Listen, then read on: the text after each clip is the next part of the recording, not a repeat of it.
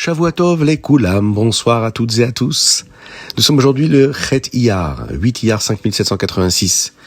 Et nous sommes le Yom Shvi'i, Shabbat Kodesh. Nous concluons le Shabbat, nous sortons du Shabbat avec notre étude quotidienne, le Chitat du jour. Je suis très heureux de partager ce moment avec vous. Je vous invite, vous aussi, à le partager avec le plus grand nombre, afin que nous soyons encore et toujours plus à étudier le Chitat et à recevoir les bénédictions d'Akadosh Baruch Hu, les bénédictions du Rabbi, concernant l'étude du Chitat quotidienne.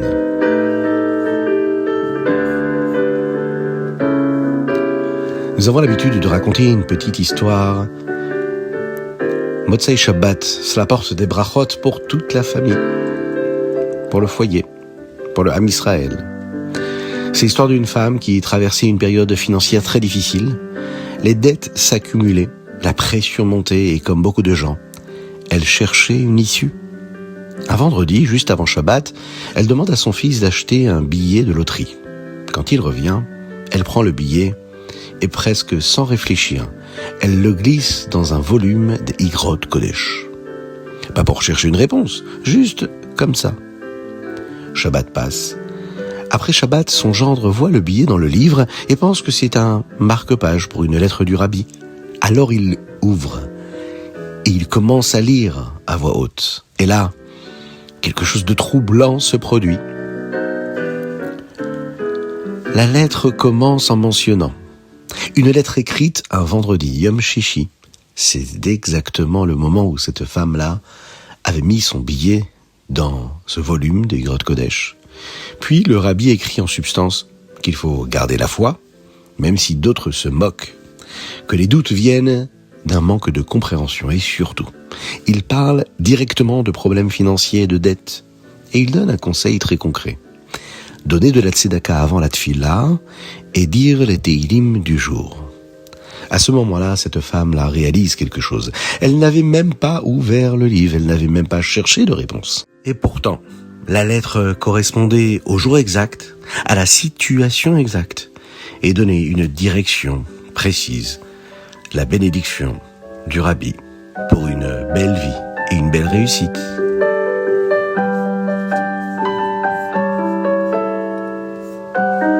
Chumash, Parashat Acharim Kedoshim, et nous sommes dans le Shvi'i. Aujourd'hui, nous apprenons les punitions pour certaines des mitzvot apprises précédemment. Celui qui maudit ses parents, lui, mérite la punition du tribunal, du Beddin. Si un homme épouse une femme qui est déjà mariée à quelqu'un d'autre, les deux sont mis à mort par le Beddin. Si un homme s'unit à sa mère ou à sa belle-mère, et les deux sont passibles de mort par le Beddin. Si un homme s'unit à sa belle-mère, si un homme s'unit à un autre homme, si un homme s'unit à une femme et à la fille de celle-ci, si un homme s'unit à un animal, si une femme s'unit à un animal, si un homme s'unit à sa sœur ou à sa demi-sœur, ils recevront tous les punitions du Beddin ou de Karet, et ils n'auront pas d'enfants. Si un homme s'unit à sa tante, ils recevront une sorte de Karet, et ils n'auront pas d'enfants. Si un homme s'unit à la femme de son frère, ils recevront une sorte de Karet, et ils n'auront pas d'enfants. Nous devons écouter toutes les mitzvot qu'Hachem nous a données, afin qu'Eretz Israël ne nous vomisse pas, ne nous rejette pas. C'est le texte qui le dit. Akadosh Baruch Hu nous a donné Eretz Israël, parce que nous sommes différents des nations du monde, qui eux ont commis tous et toutes des fautes, des avérotes aussi graves. Nous ne devons pas non plus manger d'animaux non cachers, comme Akadosh Baruch Hu nous l'a dit. Hachem nous rend saints, Kedoshim Tiyu, par le fait que nous nous marions selon la Torah, Ve'itkadishtem, et vous sanctifierez. Nous nous sanctifions également en mangeant kasher et en ne pratiquant pas du tout l'idolâtrie, la Avodazara. Et on termine par cette directive-là. Si quelqu'un prédit l'avenir par l'impureté, par la Touma, comme le Hov ou le Idéoni, il est donc passible de mort par le Bet Din. C'était le Chumash du jour.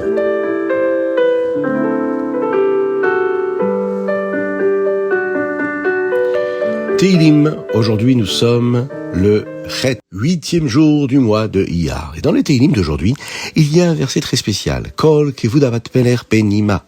Toute la gloire de la fille du roi est à l'intérieur. Cela signifie qu'une femme, par souci de pudeur, de tzniut, va manifester sa dignité à l'intérieur de sa maison et non à l'extérieur devant tout le monde.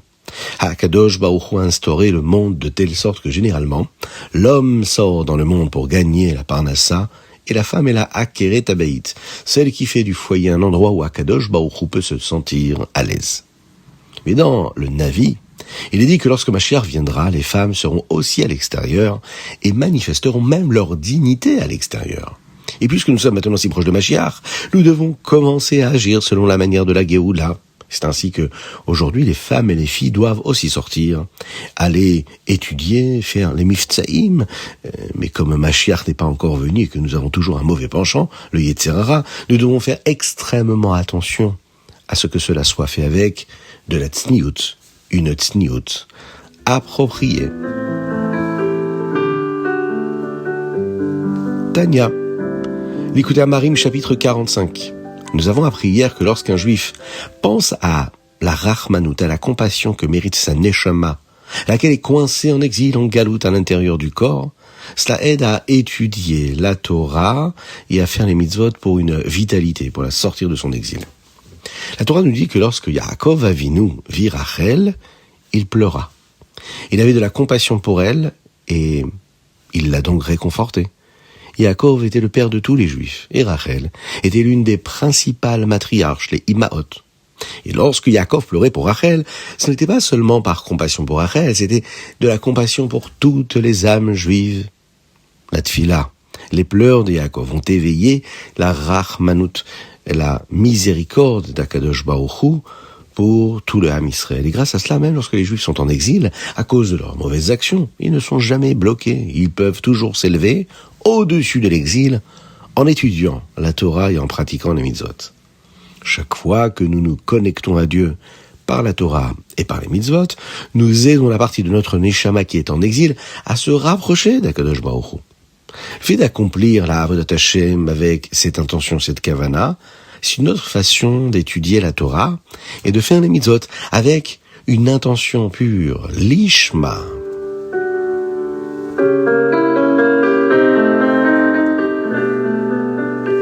Ayom Yom 8 Iyar.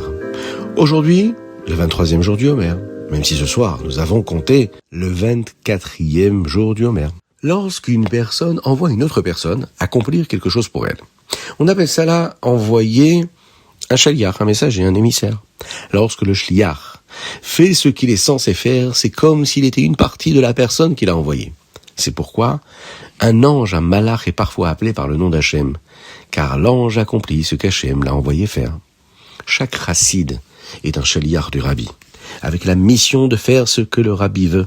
Il possède en lui la force, le kohar du rabbi pour accomplir son travail de la bonne manière. Mais ce kohar, cette force, est caché. Si le chassid travaille dur pour faire ce que le rabbi attend de lui, alors il est capable de ressentir cette force dans tout ce qu'il fait. C'est pourquoi nous pouvons désigner un chassid et dire « Regardez, voilà un chassid qui marche, un chassid qui mange, un chassid qui dort, même s'il fait les mêmes choses que tout le monde. » Parce que la force du rabbi brille en lui, on peut voir qu'il est un chassid dans tout ce qu'il entreprend.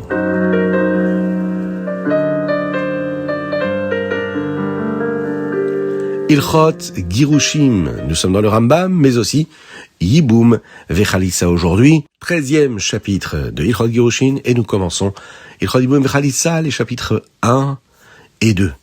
Il est important d'étudier les lois du Rambam dans les mots. Aujourd'hui, vous avez la possibilité de le faire en étudiant en hébreu, avec la traduction en français, en anglais, dans toutes les langues. D'ailleurs, Baruch Hashem, il ne faut pas hésiter à le faire. Dans le Rambam d'aujourd'hui, nous apprenons le dernier chapitre des lois sur le divorce. Et nous commençons ce qui concerne Yiboum Vechalissa. Et dans le dernier chapitre, nous apprenons ce qui concerne la Haguna. Une femme qui pense que son mari est décédé, mais dont nous ne sommes pas certains. Par exemple, si un homme se trouvait sur un navire qui a coulé, nous ne savons pas avec certitude ce qui lui est arrivé. Peut-être a-t-il pu nager jusqu'à une île lointaine, et est-il toujours en vie? Une Haguna n'est pas autorisée à se marier avec quelqu'un d'autre, et bien sûr, c'est très triste. À l'époque du Tzemar Tzedek, il y avait malheureusement beaucoup d'Hagunot, et le Tzemar Tzedek travaillait très dur pour trouver une solution dans la loi juive, dans la halakha, afin que les Hagunot puissent se remarier.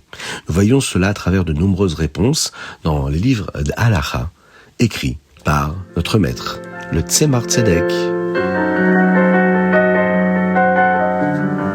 C'était le Chitat du jour. Je vous invite à nous envoyer vos dédicaces par WhatsApp. Sur le numéro suivant, plus 33 6 21 37 24 52, vous pouvez vous abonner de manière quotidienne, de manière mensuelle, pour pouvoir nous soutenir financièrement et nous permettre de diffuser avec plus de force le Chitat du jour. Soyez bénis à l'infini pour cela. Un grand chazak à tous ceux qui nous suivent. Vous êtes, me dit-on, de plus en plus nombreux pour le nachat, pour la satisfaction que cela peut apporter au Rabbi. HaKadosh Baruch Hu, et bien sûr les brachot pour tout le Ham Israël. Nous demandons à HaKadosh Baruch Hu la réfoua shelema, tous les malades du Ham Israël, et parmi eux David Ben Sultana et Avraham Nissim Ben Sultana. Je vous souhaite une excellente semaine de réussite, de joie, de tranquillité, de sérénité, de paix, Bezrat Hashem, de sainteté, et une semaine, Bezrat Hashem, de Géoula, de délivrance totale. À bientôt, Shavua Tov.